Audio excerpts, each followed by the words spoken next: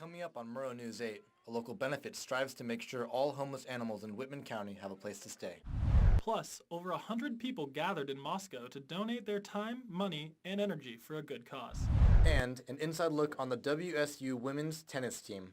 Those stories and more tonight on Murrow News 8. From Studio B on the campus of Washington State University, this is Pullman's only nightly newscast. This is Murrow News 8. Good evening, I'm Jacob Kappas. And I'm Kyle Engberg. Thanks for joining us tonight. With ASWSU elections only 1 week away, heat between the candidates continues to rise. Spencer Anderson joins us in the studio now with the latest on the election violations filed by presidential candidate Zachary Anders. Spencer? That's right, Jacob. Anders has filed 2 allegations against his opponent, Jordan Frost. The first is for placing campaign posters in classrooms, which he claims is against ASWSU bylaws. Anders also alleges that Frost illegally used a drone to capture footage that he used in his campaign video, but that he wouldn't have brought it up if it weren't for Frost filing an allegation against Anders improperly using his own Twitter account to campaign. Now, this was footage from Frost's ad campaign that used aerial shots. FAA regulations prohibit drones flying within 5 miles of an airport, and the WSU campus is just 3 miles away from the Pullman-Moscow airport. Frost said that he has yet to be notified of this violation and maintains that he personally did not do anything illegal. Now, as for the poster violations, Frost said that he's not worried about that, as it's his impression that the bylaws prohibit campaigning verbally in classrooms, but not prohibit putting up posters on general use bulletin boards, as he claims he did. Back to you, Jacob. Thanks, Spencer. All lanes of Interstate 5 were shut down this morning after a semi-truck carrying propane rolled over. The driver of the tanker truck was driving southbound and said that traffic in front of him slowed down. He was unable to stop in time and crashed into 4 vehicles, subsequently rolling over. The collision happened around 10 a.m. and brought traffic on I-5 in both directions to a standstill.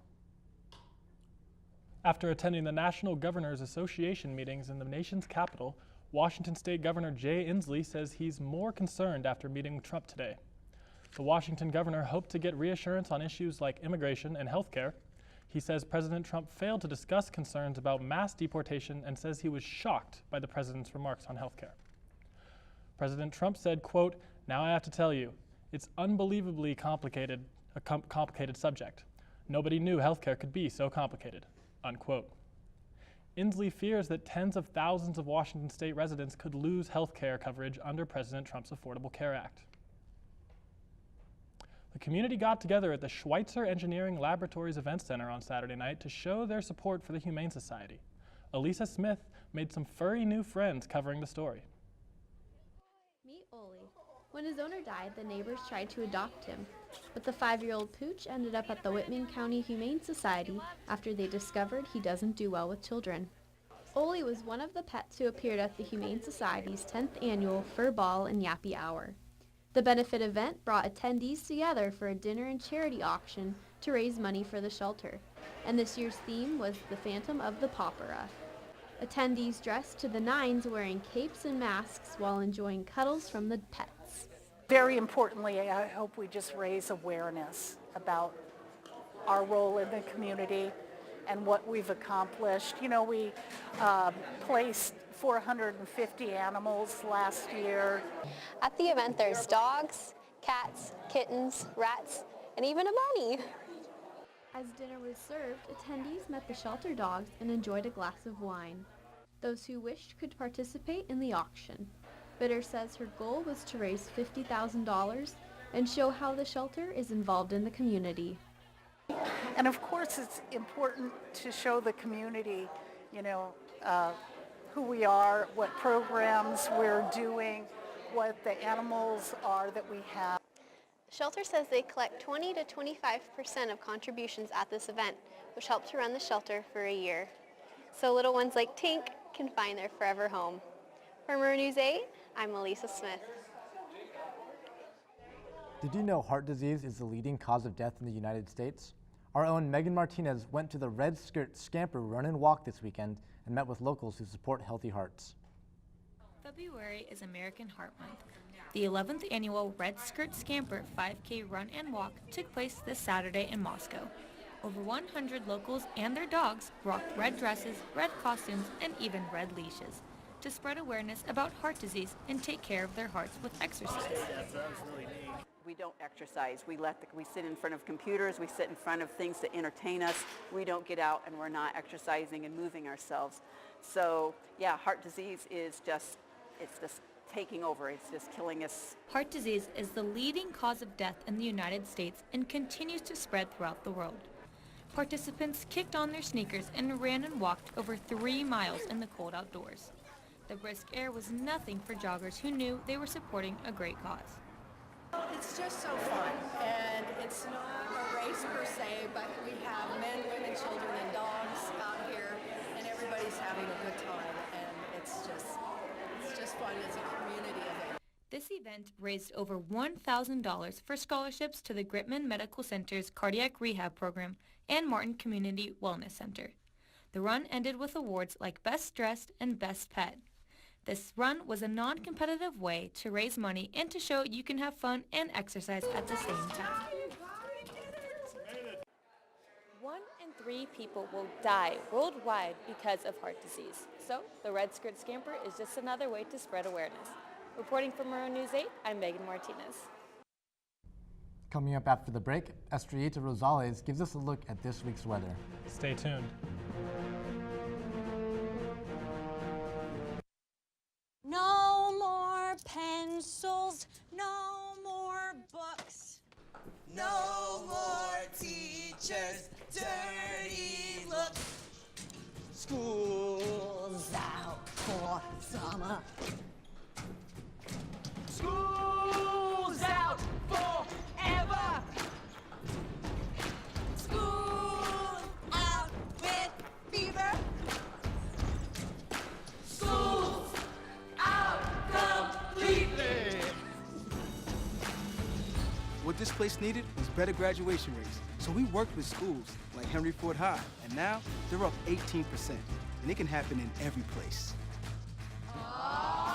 School's out for summer. To help us do more good this year, go to unitedway.org because great things happen when we live united. The snow has returned to Pullman once again. I wonder if the sun will return anytime soon. That's right, Jacob. Let's see what the forecast will be. Estrellita?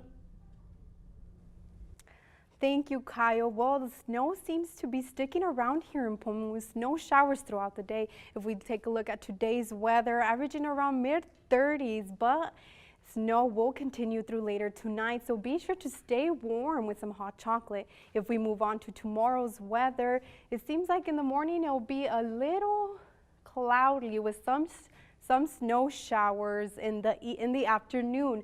But don't you get disappointed because later in the evening the snow will reduce and the temperature will ease down as well. Now if we take a look at the state map, down in our region in the Pullman and Spokane areas, temperatures are a little similar. A bit chilly and snow showers for the day in both places. Moving over the mountain on the west side of the state, it seems like temperatures are peaking a little higher. After the lightning struck the Seattle Space Needle this afternoon, no thunder is expected in the Seattle area, but be sure to be on the lookout because a combination of rain and snow is expected. So plan accordingly if you're commuting in the area. And now, as far as the other communities in the west side, it seems like it will be a little cloudy. If we move on to the 5-day forecast, it seems like throughout the week, the temperature will range in the mid-40s. Especially on Thursday and Friday, there will be a lot of rain, so be sure to grab your umbrella when you're heading out the door. On Saturday, snow will appear again in Pullman, and on Sunday, I know I'll sure be enjoying the day. It will be mostly cloudy, so be sure to take advantage of the day.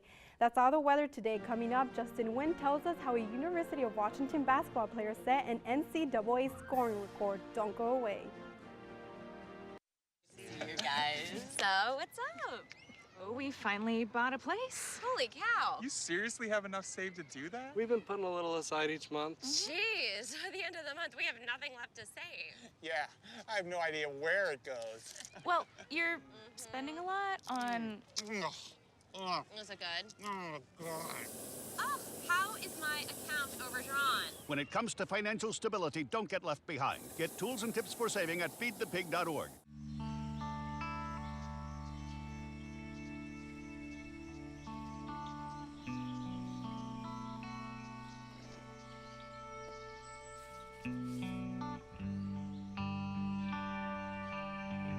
This is the moment I knew his future had no boundaries. There are some moments only the forest can inspire.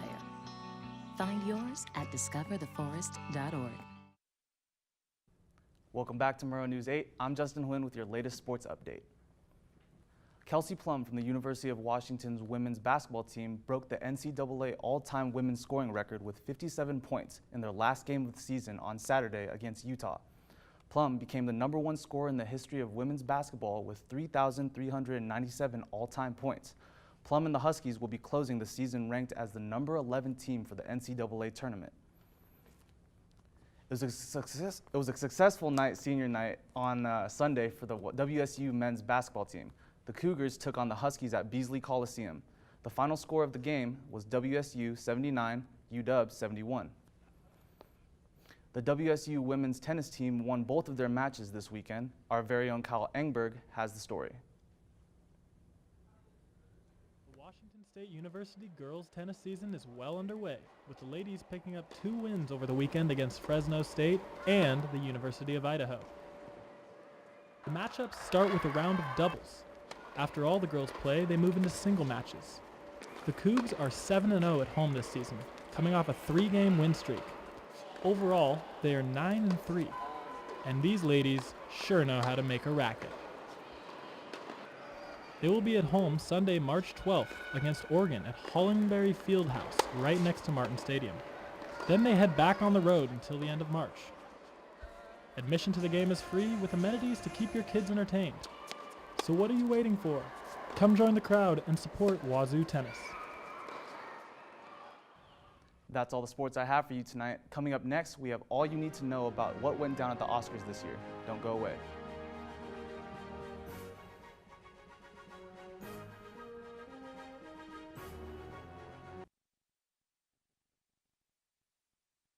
Where'd you find the money for that? I've just been saving a little every month. I can't seem to save anything. Well, what about all this? What about the money you're spending? What money? It's gone before I can get my hands on it. I got a pizza for a Todd. Hey, can somebody spot me? When it comes to financial stability, don't get left behind. It's 547. Get tools and tips for saving at feedthepig.org.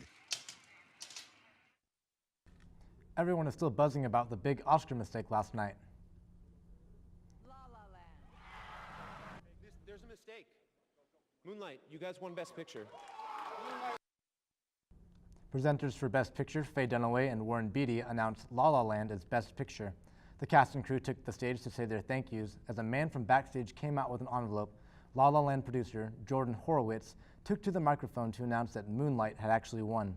Beatty explained he was given the envelope for Best Actress, Emma Stone, La La Land, and that this was not a joke. Horowitz then held up the envelope that said Moonlight, and the La La Land cast and crew graciously stepped back as the Moonlight cast and crew took the stage to accept the award. Iranian Oscar winner Asghar Farhadi made a statement by not showing up at the Oscars last night to accept his award. Farhadi won his 2nd Academy Award for Best Foreign Film, but in response to President Trump's travel ban, he was absent, quote, out of respect for the people of my country, unquote. American Iranian engineer Anousheh Ansari accepted the award on Farhadi's behalf. While Hidden Figures didn't win any of the 3 Oscars it was nominated for, Katherine Johnson, the real-life NASA mathematician the film was based on, was honored for her work. The human computers were kept out of the view of the public and were never recognized for their work until last night. That's all the news we have for you tonight. Have a great night. Goodbye. Follow us on Facebook and Twitter. Did you ever see me?